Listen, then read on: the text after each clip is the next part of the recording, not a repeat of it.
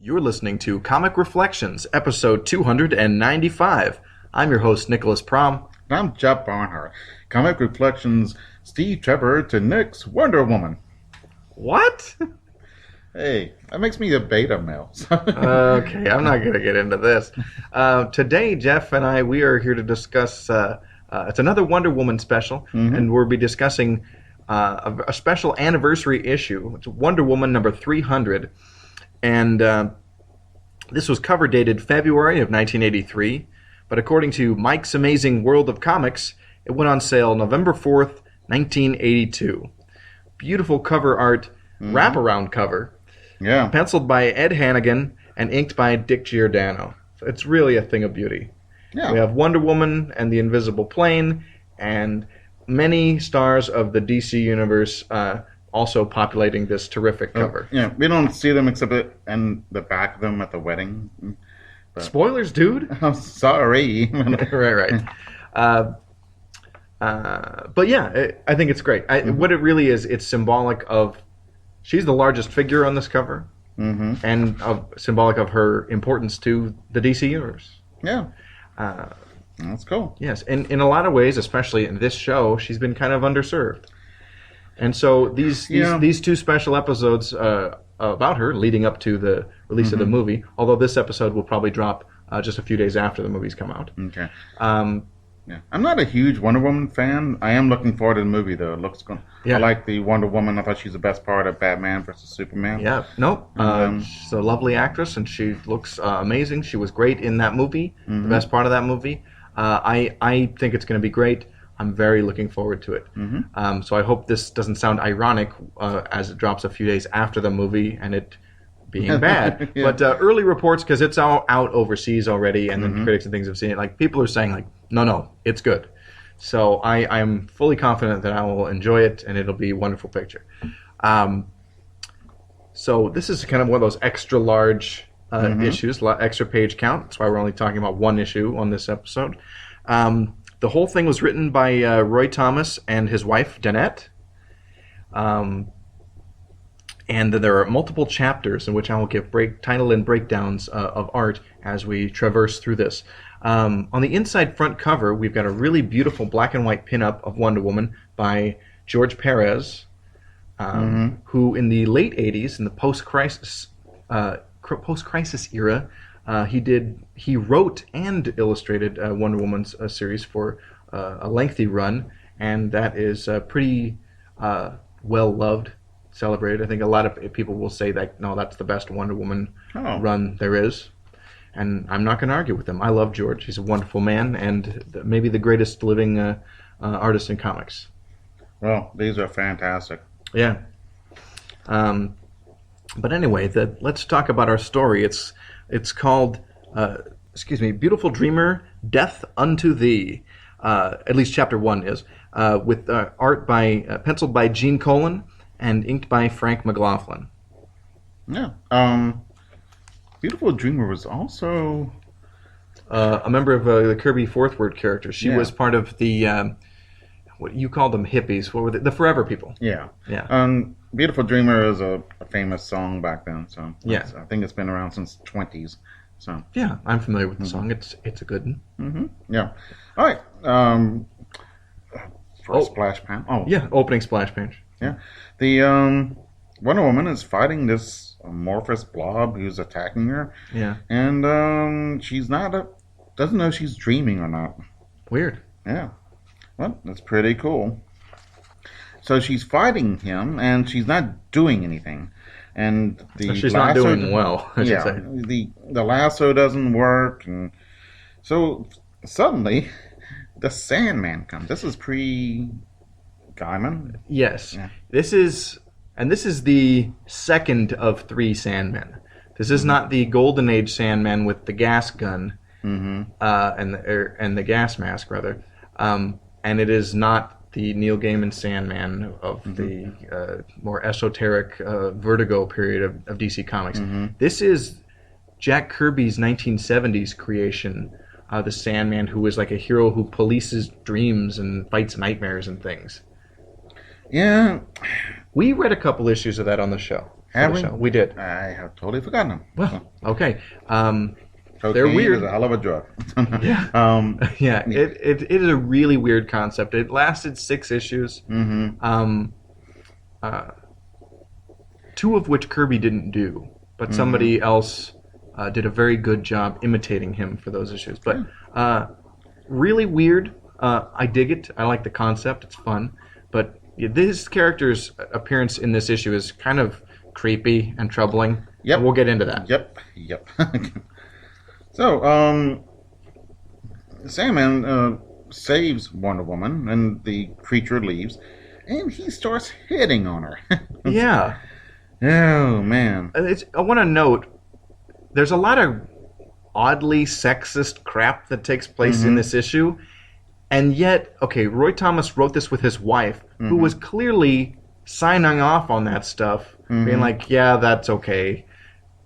Well, and I mean, as a collaborative effort, don't you think she'd be like, that's sexist? Maybe we could do something different, take it different. But he says it because he knows nightmares, and this is a nightmare creature. Yeah. And he hits on her because he's a guy, she's a good-looking woman. Yeah. But she doesn't take any guff from anybody in this comic book. Well, right. Yeah, so... and maybe the sexism of male characters in this serves to elevate Wonder Woman as she's, like, rebuffing them. Yeah. I mean, there still isn't that many female superheroes. Comparatively, yes. They're a fraction of... Wonder Woman holds up pretty good against them. She's no longer a secretary to the Justice League. Justice Society. Justice Society, okay. Yeah. Oh, that was embarrassing. It is. But, that was the Golden Age. That's Earth 2. Yeah. Okay, so, so she takes off and goes to work. She is as Diana Prince. Yeah. She's in the Air Force. And, let's see, we see Etta Candy, yeah. The Foggy Nelson of the Wonder Woman set. Yeah, exactly. I love Etta Candy. She has like almost nothing to do in this issue, though. But if you ever read any Golden Age stories with Etta, she is adorable. They're running late, and they're talking to what's his name, General Darnell, and Diane is saying, "Well, it's my fault we're late," and he doesn't care because he is promoting her to major. Although he gives her general stars, which is, don't y'all know? I mean, look, sometimes artists make mistakes. Yeah, it is not something we need to make a major quibble over. Yeah, and it's kind of a big mistake. So I mean, the general gives star to somebody else, but okay. I hope the microphone's picking up my deep sighing. Okay. All right, so let's see, what is going on now? Steve Trevor is butthurt about her promotion to his same rank. Yeah, no. Steve. Like, come on, Steve. Big deal. He still has time and grade over her, so. Yeah. You know what that means? So, I get it, yeah. And so, big deal. And, yeah, it really paints him in a real buttholey light, which is going to be a new turn of phrase for me. Yeah. But yeah, one thing I just was thinking of, Steve is a major, important character in Wonder Woman. On the Justice League cartoon, they had a story where Wonder Woman, I think, went back in time and met Steve, because in that iteration of Wonder Woman, there wasn't a Steve Trevor. Yeah. And Steve Trevor in the old story, I think they were fighting Vandal Savage or something. That's why. So they had a time travel thing. Anyway, she had meeting Steve Trevor in this older, in a time travel context. Well, Steve's characterization, the way his look and portrayal was not Steve Canyon, not Steve Trevor, but really read like Steve Canyon, the Milton Caniff character. Interesting. Which was welcome to me because I like that strip. I'm a big Milton Caniff guy. And that's got to be on purpose. I mean, there's no way it was an accident. And I thought that was a really sly, wonderful homage. So yeah, I just cool. thought that was neat. Back to our story. Right. So they get in a fight. Wonder Woman takes off into her cool plane, and she promptly falls asleep. Yeah, weird. Asleep at the wheel? Plane wheel? Is it still a wheel in the plane? Yes? I would think so. Okay. Yeah. I don't know why I quibbled over that. Yeah. She gets attacked by the monster again because she's fallen asleep. And then she freaks out and she's headed straight for the Washington Monument. And she's about to hit it, and then she's saved by a magic lasso. It says, how is this? She's in the other Earth. Yeah, she went to Earth too. So that's my cue to give us intro for Chapter 2, My Sister, Myself, and with art by Ross Andrew and penciled by Ross Andrew and inked by Dick Giordano. Now, Ross Andrew was the Silver Age Wonder Woman artist, and terrific. I think it's great that they brought him in to do this. Yeah, that is cool. Especially to cover the Earth 2 portion of this story. So the setup of this is this monster thing appears, and we go through a series of vignettes and dream sequences. And the whole story is really about Wonder Woman wrestling with some inner turmoil and figuring it out as she's experiencing this. And I think it's great. And we touch on all of the important aspects of the Wonder Woman mythology, save for the villains. Yeah. There's only one villain, and we'll get to that later. Yeah. So she meets the other Wonder Woman, and the other Wonder Woman has gray hair, and is older and is married to Steve Trevor. They live in a great mansion. Yeah. And it's pretty cool. So yeah, and I love how both Dianas talk to each other, and how the Earth 1 Diana has this very neat interactions with the older Steve. This is great. Yeah. But so Wonder Woman has given up her secret identity. The Earth 2 Wonder Woman. Earth 2. And she's no longer the secretary for the JSA. Yeah. Okay. Yeah, and Steve is a pretty cool guy. He's cooking beef Wellington, of all things. My mother started making beef Wellington a couple of years ago, and it is wonderful. So we'll get together as a family and enjoy that fantastic dish. Yeah, it's just fascinating. Well, her daughter, Lita, who's short for Hippolyta. Hippolyta, yeah. Hippolyta, God. It's okay. Yeah. It's, words, they be hard. Yeah, but, and the Earth 2, Lita, the daughter, she would join the spin-off of the JSA that is composed of their children and proteges, Infinity Incorporated, as Fury. Okay. And that book would also be written by Roy Thomas.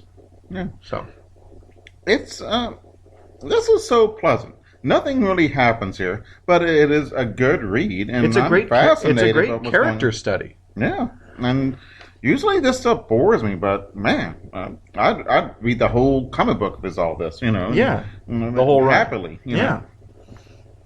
But so they eat and have a good time, and she takes off and goes back home. And so she's thinking about, like, maybe I should get married to Steve. Yeah. Because the Diana and Steve of Earth 2 seem so happy. Right. Domestic bliss and all that. So we go to Chapter 3, The Sands of Doom. And art, again, penciled by Gene Colan and inked by Frank McLaughlin. What's happening with Wonder Woman? She's meeting Steve, and Steve is launching a nuclear submarine. Why is he doing that if he's in the Air Force? I don't know. But comic books. Yeah. And of course, some spies or saboteurs show up. And has that ever happened before? I don't think that has ever happened. And we've launched thousands of ships. It happens all the time in comic books. I know, but and then it's cool. This isn't even the only Wonder Woman story I've read where that's happened. Yeah. I read a story with team up with her, and it was an Earth 2 Wonder Woman story. Her and Jay Garrick, the Flash of Earth 2, were fighting some people who were messing with a ship that was about to be launched. Yeah. But Diana and Steve kick butt. Yeah. There's a great panel of Steve punching a guy with a machine gun. And the guy has a machine gun. He's not punching him with a machine gun. Right. Thank you. Sorry. No, that's okay. Yeah, and Wonder Woman is kicking butt big time. And Yeah, Steve says, "Aren't you supposed to use the magical lasso and be all nice and all?" Nope. Bam. Yeah, I love the two of them fighting together. Mm-hmm. That's awesome. Yeah. Yeah. So, Wonder Woman proposes to Steve, Yeah, and he says yes. it's the Sadie Hawkins. Yeah. That has a comics root. It's a No, it's from Little Abner. Al Camp. Yeah, Yeah. The Little Abners are wonderful. they are. I've read some. Yeah. It's good. It's good comics. Yeah. I mean, I don't mind a funny comic that is still a serialized Mm-hmm. story. Where things Yeah. develop and there's real stories. I'm really not into gag strips, but any comic, whether There's it's them whether exceptions, it's serious yeah. or has a humorous bent, if it's got an ongoing arcs like that, I'm interested. Yeah. Okay. But Wonder Woman has a problem. Diana Prince. What's she going to do with Diana Prince? So they're going for A this. smart person would just say, "Oh, by the way, I'm Diana Prince." I didn't think of that, but you're right. And I don't. Yeah, like who cares? She's a person you invented. You're basically invulnerable. Yeah. It's crazy. I think that she doesn't want. If she tells Steve, "Hey, I'm really Diana Prince," You've been lying to me all this time. yeah, and I can see that. But then she does it. She solves the problem by coming up with a bigger lie. Oh yeah, I'm gonna kill her. Let's talk about this. Yeah. So, Diana is on a plane with Steve. Is that on there? The general's on there. Yeah. Ed is there. Yeah, and Diana is chain cuffed to a briefcase. I wish I had a job where I was chain cuffed to a briefcase. That'd be kind of Handcuffed. handcuffed. Nobody Chain. Oh yeah, right. Chain cuffed? Yeah. That's okay. how they say it in the South, boy. Yeah, okay. Have you seen those Facebook memes where they come up with these goofy alternate names for animals? Yeah. Okay. That's what made me think of that. Oh, okay. Oh. All right. All right.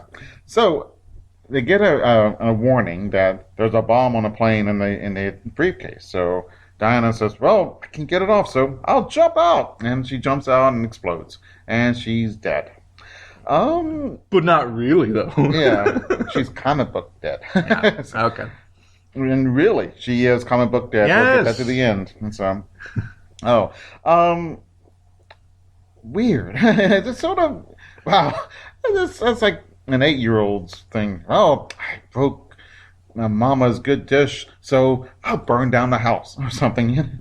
Right. I mean, but this is comics, so we Yeah. instead of just doing the logical thing, we have to do something roundabout and convoluted. Yeah. And, man, well, someone you've been working with for 20, 40 years, whatever. I don't know. I'm not sure what it is in this. In this timeline, there's no way it's 40 years. But Yeah.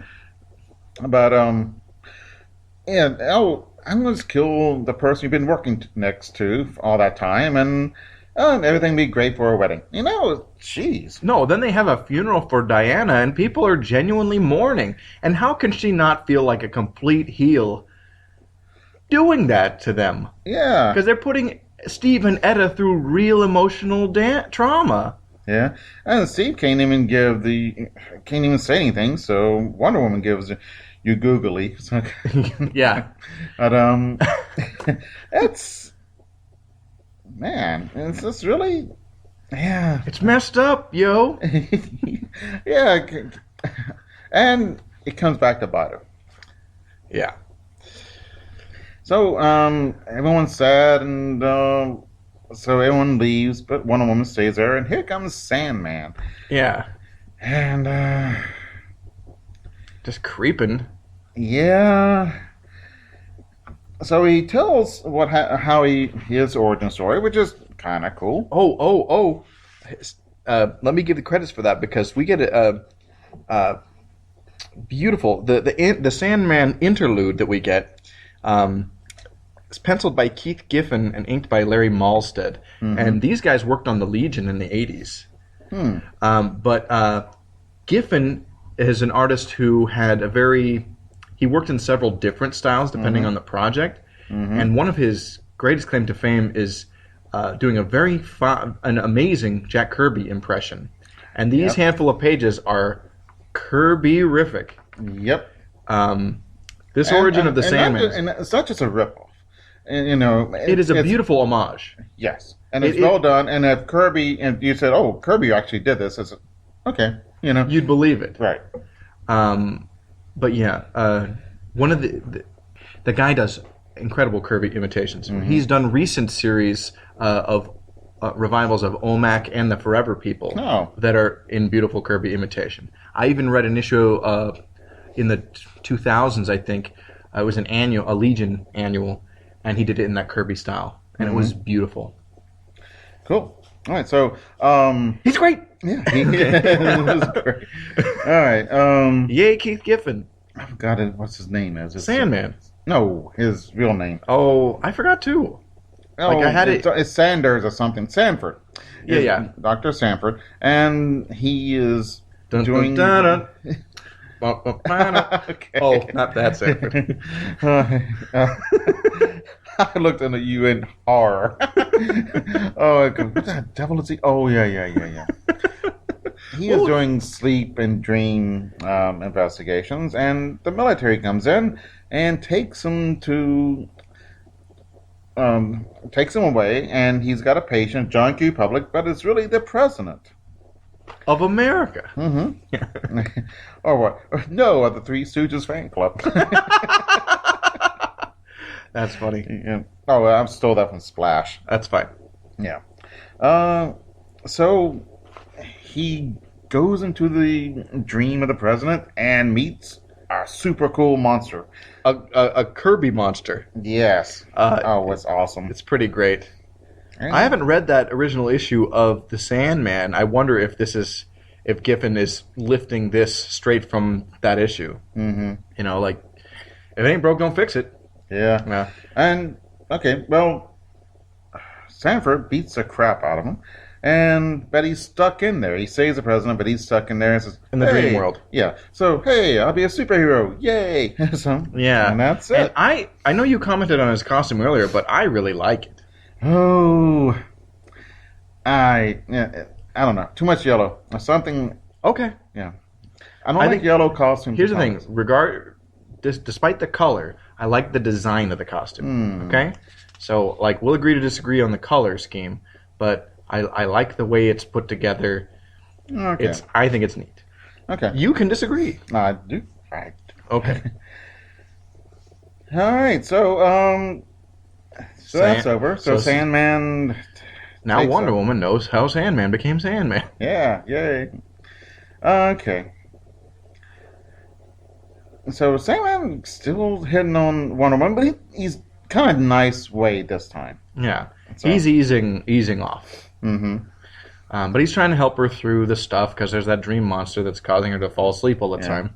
Wonder Woman goes to Paradise Island. Yeah. And she falls asleep in the throne. All right. So that brings us to Chapter 4, The Queen is Dead, Long Live the Queen, with penciled by Jan Duursema and inked by Tom Mandrake. Mm-hmm. Okay. Really lovely art. Yeah, it is. Yeah. So we come upon the Amazons rescuing Steve's captured plane. Yeah. So he's been rescued thousands of times, I guess, in comics. So, the origin gets retold quite a bit. Right, it's exactly. It's like Batman and Superman's. It gets told a lot. Mm-hmm. But Steve gets rescued by Diana, and no man is allowed to set foot on Paradise Island, so they get around this by like carrying him or setting him on tables. He's not allowed to walk around there. Yeah. Okay. So he needs to be taken back to the men's world, and so they have a contest. Who's going to do it? And this is a famous contest. Yeah. And we see someone who looks very similar to Diana.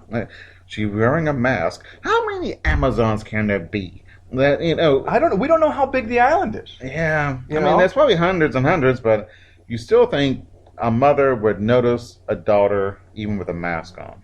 Maybe. but also suspension of disbelief because comics. Yeah. And she can't be the only statuesque brunette on the island. Mm-hmm. In fact, there's probably more than a few. So Right.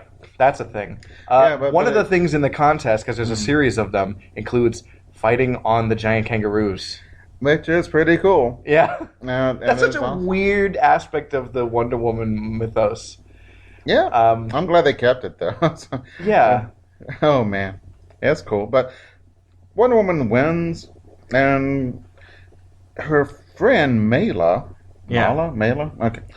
I think is Mala. upset. Mala? I think. She is upset because she likes Steve.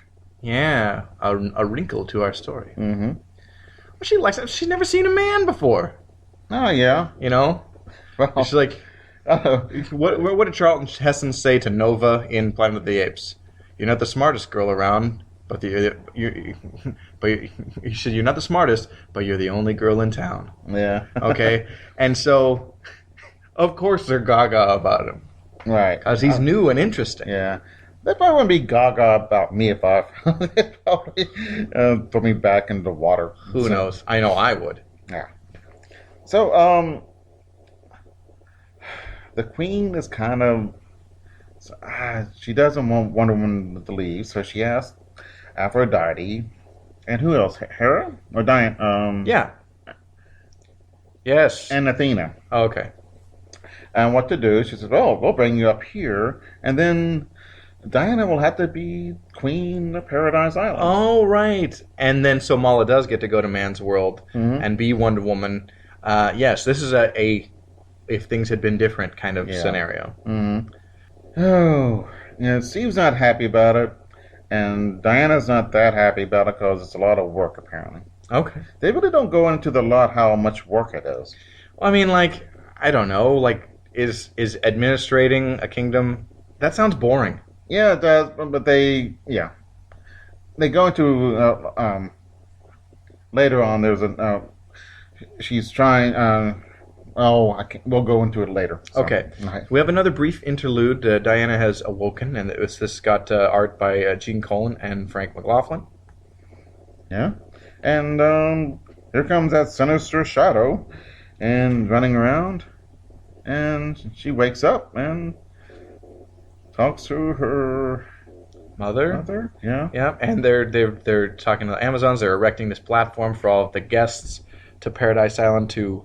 fly in and stand on because it's huge. It is, and it's just 30 stories tall. And I think it's just offshore from Paradise Island, and it's on this elevated platform. So that there can be male guests. Yeah, they go to all these lengths because the Amazons would lose their powers and their immortality if a man set foot on there. Well, I can understand. So why not build a big boat or a raft?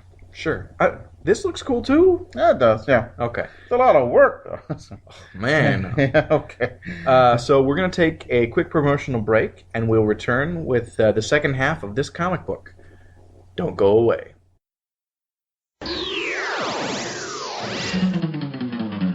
Aquaman and Firestorm fighting crime together. Soak 'em down or burn 'em up. No one does it better. Whenever you find trouble, they'll always be there to catch them in a bubble or even torch their hair. They stand for truth and justice in sea, on land, and air. Firestorm and Aquaman, they make a super pair. The Fire and Water Podcast, celebrating Aquaman, King of the Seven Seas, and Firestorm, the Nuclear Man. Available weekly on Aquaman Shrine, Firestorm Fan, and on iTunes and Stitcher. I'm one of your hosts, the Irredeemable Shag, here to talk about Firestorm. Along with me is my co-host Rob Kelly, here to talk about some guy that talks to fish. Really? You're going to pull this crap during the promo? Bad enough, I have to put up with your shenanigans every week, but... Stop and listen! Stop and listen to me! Listen! Listen! Listen to me! They're not human! Everyone! They're here already! You're next! November 4th, 1988. Earth is invaded by an alien alliance composed of several species, including the Dominators, the Khunds, the Tanagarians, and the Durlans. And they want our superheroes Even though Australia has been decimated, the United Nations response is unequivocal. Drop dead. First Strike, the Invasion podcast, takes you back to that moment in time and covers the entire Invasion DC Comics crossover, issue by issue, tie-in by tie-in. Join Bass and Siskoid at fireandwaterpodcast.com or on iTunes. First Strike, the Invasion podcast, a proud member of the Fire and Water Podcast Network. Remember, Melbourne.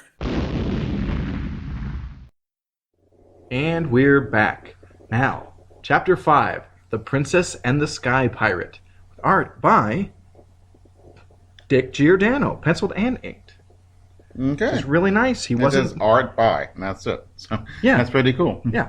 I think it's great that he got his own chance to shine on his own. He really is a wonderful penciler. You see, at this point in his career, he's an editor at DC, and so he's not doing a lot of penciling, but inking, when he wants to, and certain That's projects. interesting. Yeah. Certain projects, he'll pencil, but he was great. Like on the strength of his Sarge Steel stuff at Charlton, I'm just like, wow, Giordano is amazing.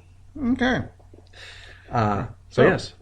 We have another plane crashing near Paradise Island, and Diana's there by Neptune's trident. By the bristling beard of Odin. Man, I should be using those more often. Yeah.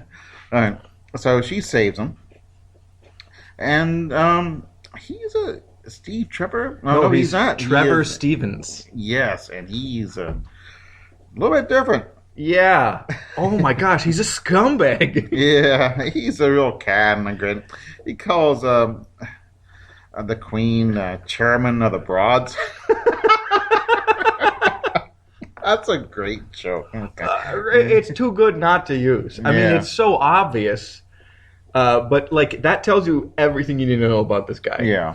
He uses unironically. Yeah. And Diana likes him, but the queen does not.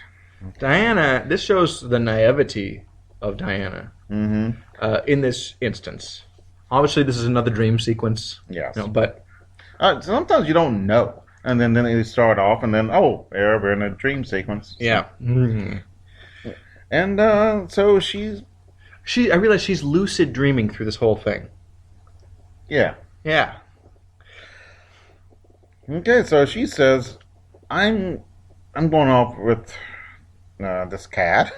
Trevor Stevens. Yeah, and I don't care who knows it. So she flies off, and she goes into the water.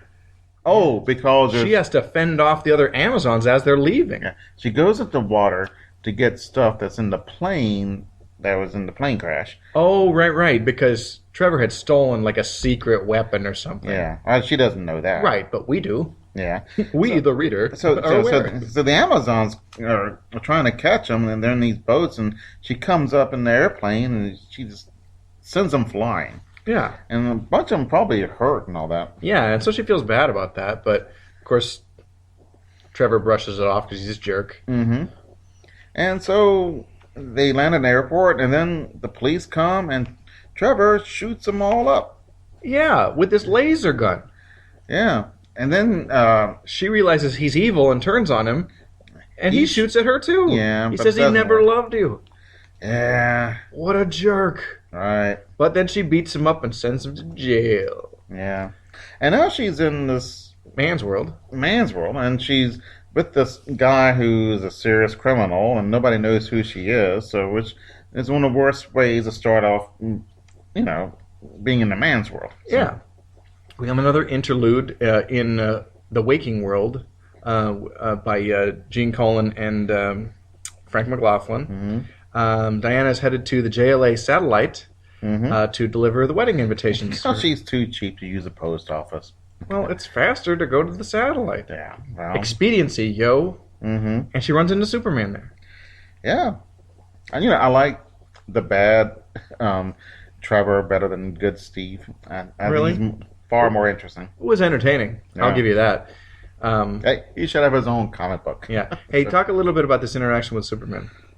Oh, that's pretty nice. Superman says, "Hey, why don't you tell certain mild-mannered reporter, you're getting hitched. And he says, I'm joking. So, Yeah. I don't know. It's kind of cool. They have a very tender friendship. Yeah. They've been kind of like danced around the idea of romance between the two of them for a long time, and there have certainly been one-off stories, and so they have Superman and Wonder Woman have a really kind of a lovely history together. Yeah. And this leads into our next chapter. Chapter 6, Let No Superman Put Asunder. Art penciled and inked by Rich Buckler, who just passed away on May 19th. Oh. Yeah. Sorry to hear that. At the age of 68, I believe. And Buckler was, ubiquitous throughout the Bronze Age of comics. He created Deathlock, the Demolisher at Marvel. He co-created the All-Star Squadron at DC, and he has done tons and tons. He did a lengthy run on the Fantastic Four in the late 70s, and did boatloads of stuff for both Marvel and DC, and he is sorely missed. Yeah. He also got George Perez' first break in the industry, and Cool. That's important. Perez's first pro comics work was 2 pages in a Deathlock story, which we talked about. We talked about that issue on the show, and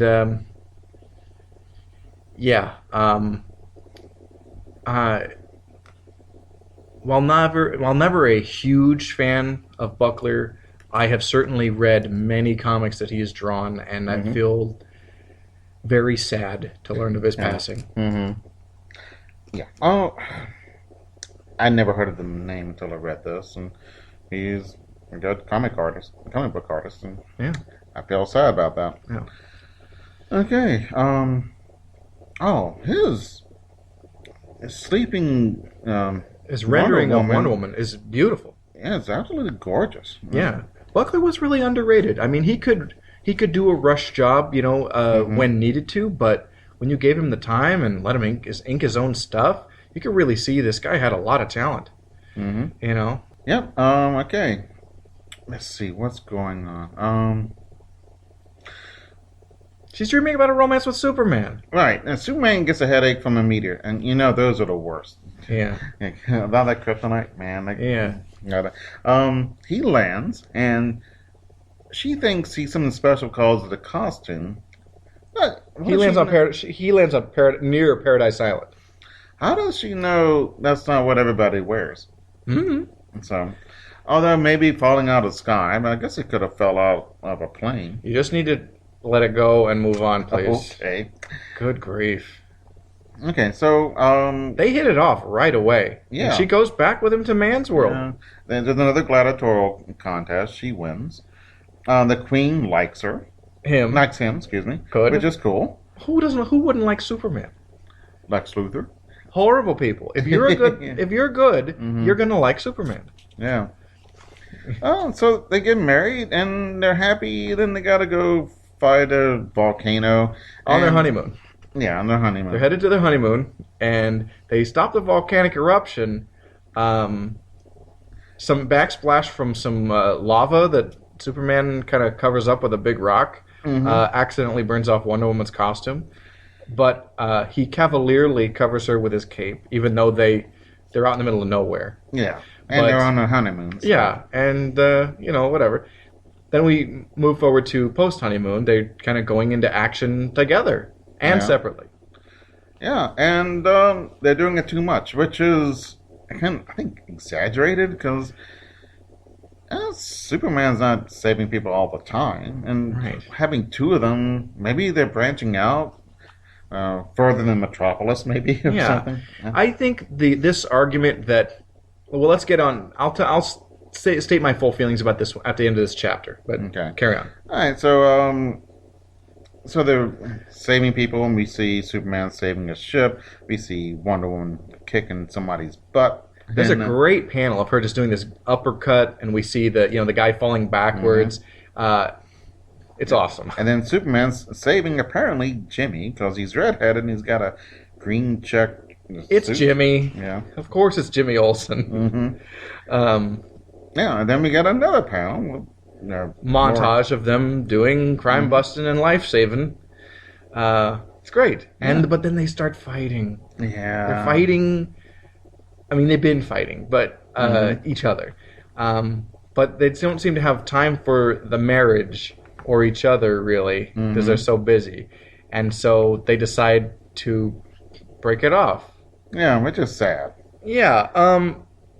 I am going to call BS on this argument. Power couples exist, and they would be the ultimate power couple. Yeah. They are two people that have genuine chemistry, and working in the same field, they're not, all that stuff that Superman harangues himself over, or Wonder Woman 2, about protecting Lois and Jimmy, or keeping Steve and Etta safe. All that's out the window because they're not in such proximity, to them. Okay? And I think that, you're in the Justice League together, and you're married, probably living in the fortress. You're going to have plenty of time, work and otherwise, to be together. And I feel like the two of them being in the same business, so to speak, lends itself to their bond growing to being an unshakable one. Yeah. And there's no reason they can't help each other. Make things go faster. Yeah. And in fact, they do occasional things, like the volcano. So I think it's a weak argument. I like the... they have done it in a recent iteration of the comics where they did have a romance together. I didn't read those comics. It was panned by a lot of people. But I think in a Silver or Bronze Age context... I would love to read oodles and oodles of comics with them together.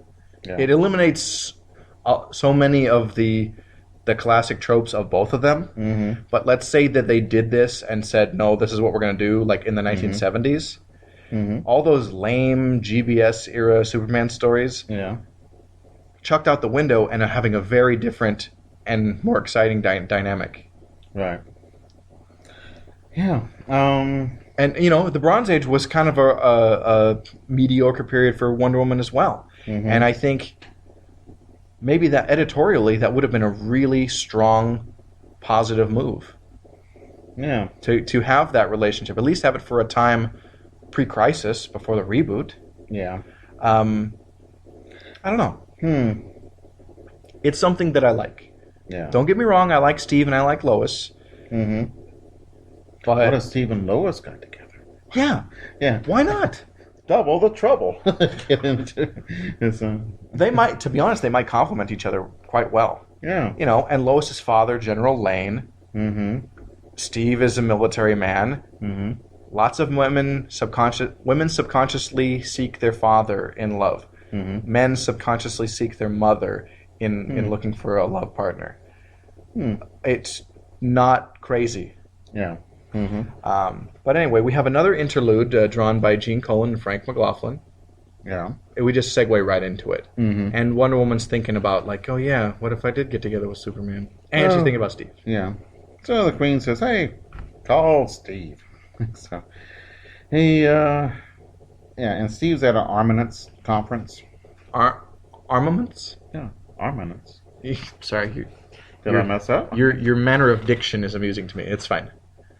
Armaments, you're right. Okay.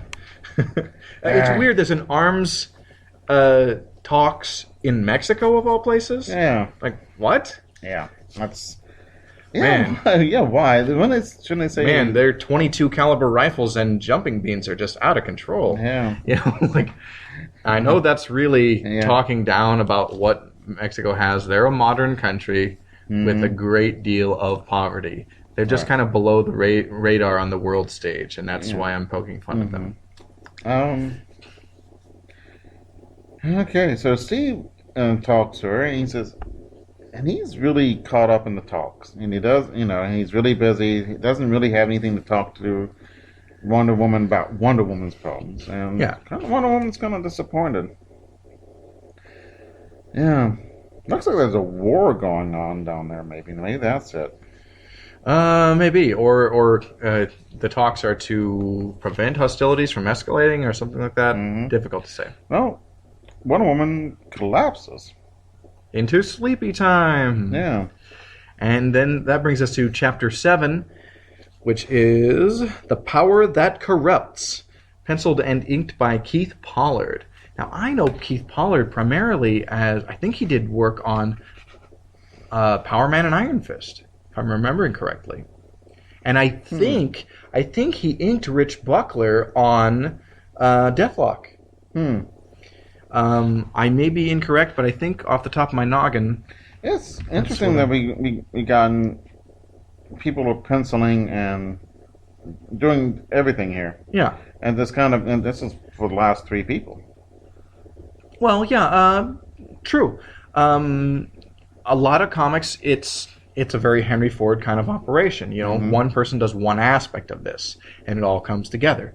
But on special projects like this anniversary issue, or whatever, or certain artists are afforded the opportunity to ink their own stuff, and most people, their work is best when they ink their own things. Other people really shine when somebody else does it. Carmine Infantino, as an example, like he looked best when Murphy Anderson inked him, or others. His own inks were kind of weak. Interesting. You would think that would be exact opposite. Oh, sometimes you don't have enough something you've worked on. Say you writing or drawing or whatever, some creative work. Sometimes you're too close to a thing to know what needs to be added or improved upon to ultimately have the best product. So the inker is kind of an editor as well. In a way, because he'll highlight and flesh out and add additional flourishes where needed, or erase unimportant lines or details as they see fit. Sometimes those are dictated by the art director, other times not. Vince Colletta famously deleted many details from a lot of artists, especially Jack Kirby, and a lot of people hate him for that. I like his work on Thor, but most of the time, I'm not a big Colletta fan, so I'm with the majority. But and then there are certainly our editors who add wonderful dimension, inkers who add a wonderful dimension to a penciler's work that that the penciler may not have even dreamed of in their own drawing of that story. I've seen stuff by like ho-hummy artists, and I don't want to be cruel, but like Bob Brown, the guy who took over from Kirby and did the rest of the Silver Age Challenge of the Unknown. This guy did some Superboy stories, right? And the guy was fine, but nothing to write home about. Definitely professional level quality, but he wasn't Jack Kirby. He wasn't Steve Ditko, whatever. He wasn't a star artist. But he did these Superboy stories that Wally Wood inked.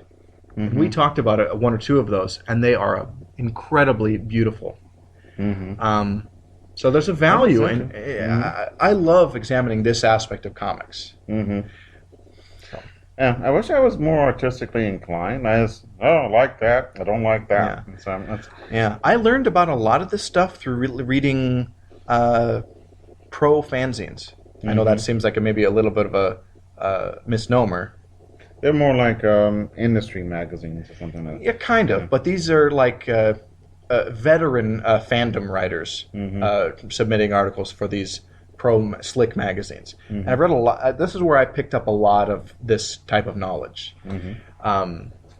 So yeah. Okay. So Power That Corrupts. You said that already, but that's okay. Yes. We're getting back. I totally forgot what we were talking about. That was pretty tangential, so yes, thank you. Diana's meeting with Hippolyta, her mother. Yeah, she just won the Gladiator battle to be Wonder Woman. And Steve Trevor comes up and says, "Hey, great, thanks for saving me." And Wonder Woman's kind of mean and nasty here. Oh, that's this chapter. Yeah, Mhm. yeah. Yeah, she's really, She hates men. Misandry, I think that's what it's called. yeah, but that's a troublesome term, and I'm not going to go there. But yeah, she's kind of awful and pretty ruthless in her taking down criminals. Yeah. Yeah, she comes to man's world to kick ass and chew bubble gum. She's all out of bubble gum. Yeah. So, she, yeah. One of the, this was amusing. It says, look at that. We'll land on the Pan Am building. Huh. Leave it to men to name one of their tallest structures after an oversexed goat god. Right, and she thinks it's after Pan, but Yeah. Pan Am is short for... Pan American, all the Americas. Oh, okay. I was, for some reason, I was thinking the Pan part of it before the suffix had a longer... No, I think it's just, Yeah. no. It just means all or going, I think that's what it means. Yeah, right. But, of course, she doesn't have that context because Yeah, they don't have that on the island, apparently. right. So they jump down, and here comes these people stealing stuff and shooting. Oh, one's got a broom handle pistol. Okay. So she brings down their helicopter, Yeah. and she just kicking butt, and she knocks somebody off the building, and she's gonna let them fall to their death. And Yeah. she says, "Hey, isn't that kind of cold?" And so, okay, and says, he might make a big mess, and somebody has to clean it, so I'll go save him. So she saves him, and then punches him out. Yeah. I don't think he was putting up any resistance. Yeah, she's being excessive. But she gets drunk with power. She carves her own face on the Mount Rushmore. Yeah, She tries to take over America. yeah, and looks like Reagan. She Yeah. wants Reagan to resign, and then Steve Trevor comes in and tries to save the president, and some of the guys with him shoot at her. And when she does the bullets and bracelets thing, Steve is killed. Yeah, and she's kind of crying about that. Yeah. And, but she runs off, and she's hunted by the FBI. Yeah, and the great panel of her fleeing the White House and being shot at, and there's a wanted poster. That's awesome looking. Yeah, it's a nice Emerson quote. "You shall have joy, or you shall have power," said God. You shall not have both. Okay. Yeah. And we have another interlude by Gene Colan and Frank McLaughlin leading into Chapter 8. She comes out of That Was Another Dream, obviously. Yeah, and that dream monster is on the TV monitors. Weird. Yeah, that's That sure is a thing. So she turns on the news, and it's talking about her wedding. Yeah. So she goes to the wedding, and The Justice League and the Teen Titans are there. yeah, the people who are on the cover are here, and Yeah. that's the only time we see them, except for Superman. Yeah. Yeah. I mean, because he's the one in the league where she really has a close relationship with. Yeah. The rest of them are it's like, yeah, friends, but, you know. Mm-hmm. That's so she gets dressed, and all she does is put on a veil. Yeah, it's really weird. Yeah, and You would think she'd have some beautiful ceremonial garb for this. Mhm. It is her wedding. And how many Amazons get married? well, she doesn't know what to do, I guess. So, Yeah. and let's see. So they're giving vows, and Steve says no. And why? And everyone's What? shocked. Diana's death says, "Oh, I kind of like Diana, and I feel Yeah. bad for her." And Again, here's a perfect time for you to tell the truth, Diana. oh, they're having a talk, Yeah. Oh, yeah. and Sandman's watching. Of course he is, because he is voyeur man. They get on a cool Greek ship. Yeah, it's Looks pretty like- neat. Looks like a Viking dragon ship. It's pretty dope. Yeah. She tries to tell him, listen to me, Steve. I might as well tell you now. Diana and I are the same. No, Angel, you're not. Oh, Steve. You dope. Yeah, if you shut up and listen, you could solve this problem. Mm-hmm. You know, typical man. Yeah. So, Superman takes everybody back. He's on a big platter. Yeah. And, oh, goodness. Yeah. So she's crying, and Sandman gives her a roofie or something. Yeah, he uses his sand power, I guess, and takes her back to the dream world. Which leads us into Chapter 8, also drawn by Gene Colan and Frank McLaughlin. By the way, I love Gene Colan. He's a little bit of an odd choice for Wonder Woman, I feel. Mm-hmm. But it works. Yeah, it's kind of, for crying out loud, Doctor Strange territory here. Well, yeah, Dream well, world. and that's fitting that you had mentioned that because Gene Colan did maybe my favorite run on Doctor Strange. It's kind of cool. So Sandman's talking to her, and he's still trying to get her. Yeah. And it's actually... There's a beautifully composed panel where they have this tender romantic moment. She kind of gives in for a bit, and that's really great looking stuff. I was reading some old romance comics recently, and I found a romance story drawn by Gene Colan, and of course it was beautiful. It's pretty neat. Yeah. So Sandman gets a unicorn. Why not? You can have anything in dreams, you know? Yeah. I'd get a Rolls Royce or something. Well, come on. Riding a unicorn through dreamland? There's no way Wonder Woman's going to say no to this. Yeah, I guess not, yeah. You know? And then they find that shadow thing. Mm-hmm. And this time... She kicks the crap out of it. She couldn't connect before. Oh, with okay. her fist. But even her magic lasso wouldn't work. But Yeah. this time, she's kicking butt. Yeah. And it's a good fight. Yes. Sandman tries to help, and... He gets knocked down. He gets a good punch in, though. Yeah. But she gets the magic lasso around the shadow thing. And it looks like her. And it's really cool looking. Because it represented all of her fears about the future and her uncertainties and things. And so it dissipates. And then she talks to Sandman. Thanks for helping me out, dude. Yeah. Smell you later. But he said, I shouldn't have looked in your daydreams and your dreams. Yeah. And I didn't understand how this started. How did she get all these dreams starting with it? And it was, I think, she was having a symbolic inner conflict, and that thing in her dreams was a representation of that. It wasn't a real enemy or monster to fight. It was just things she had to work through. And she did. Okay, so Sandman apologizes for getting into her dreams. He leaves. She comes back and she talks to Steve, and they have they get together, and they're both happy. And they get a phone call. Diana is living. She didn't die. Yeah. How are they going to explain that? Or do they even need to? I don't know, comics. They just thought she was dead, and she wasn't. They never found a body. Yeah. I wonder if,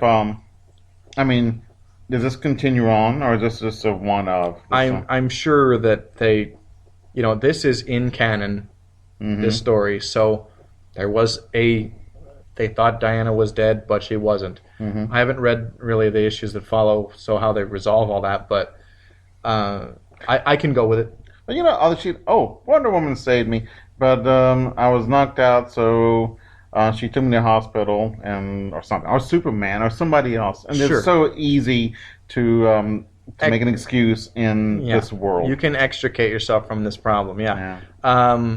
Lex Luthor may be late to work. Sorry, boss. So that gives us the resolution of the story. There is a wonderful, on the inside back cover, there is a wonderful pinup by Mike Kaluta.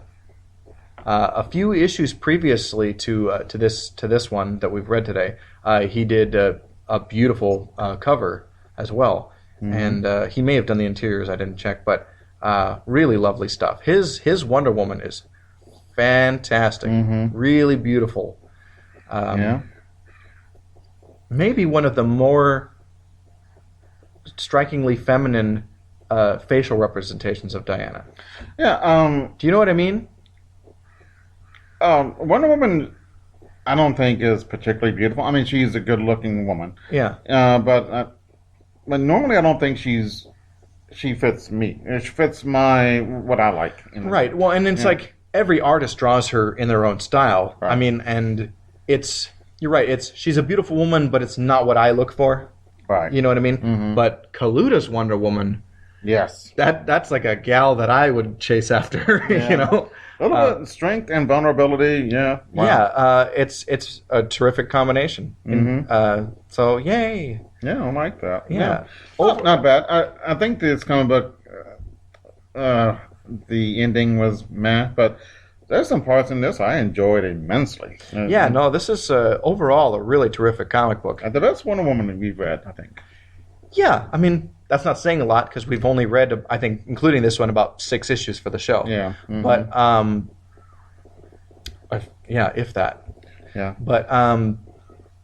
But yeah, I mean, if I had never read a Wonder Woman story before, this would give me all the ingredients I needed, minus the villains, to totally understand what Wonder Woman was about. You know, Edda doesn't get much play in this story, but whatever.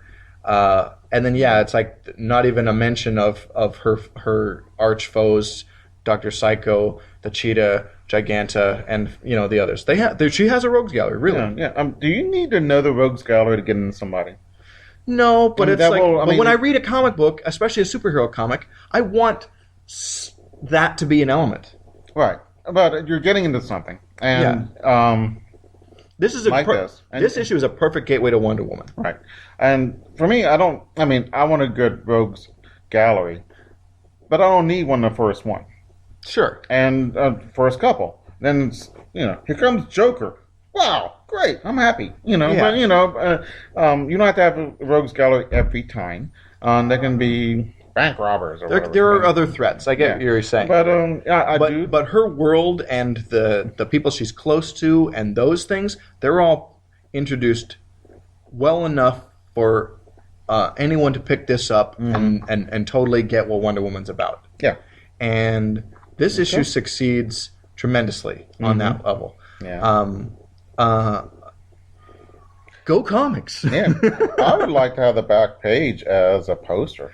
Well, or just the whole cover, because it's a wraparound.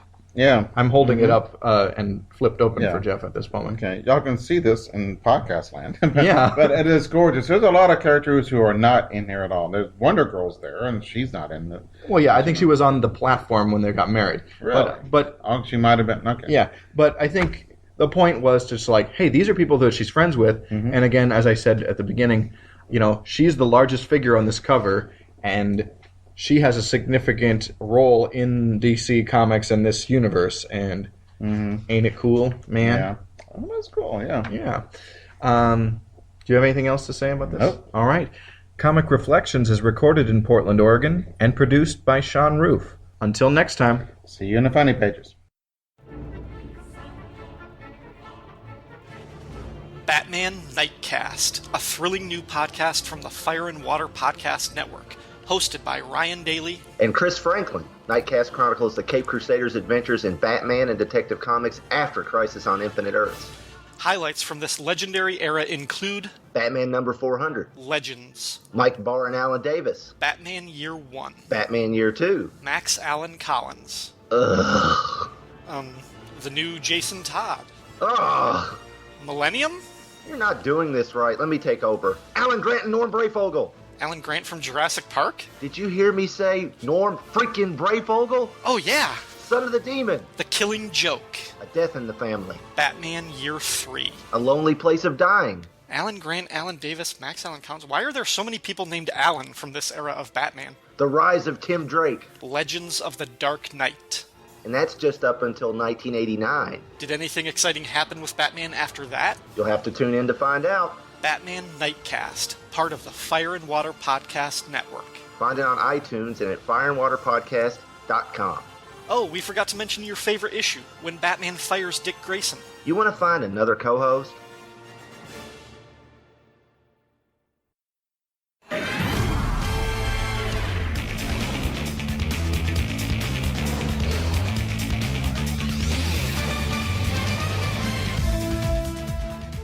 $229 different characters spanning the galaxies of the Legion of Superheroes, presented across 7 comic book issues. A new miniseries as part of the Who's Who podcast. To handle this many characters, the Irredeemable Shag is bringing in a ringer, or maybe we should call them flight ringers. Who's Who in the Legion of Who's Who in the Legion of Who's Who in the Legion of Superheroes? The Legion of Superheroes. In the Legion of Superheroes. The Legion of Superbloggers team up to present Who's Who in the Legion of Superheroes, a 3-episode miniseries in 2017, part of the Who's Who podcast on the Fire and Water Podcast Network. Long live the Legion.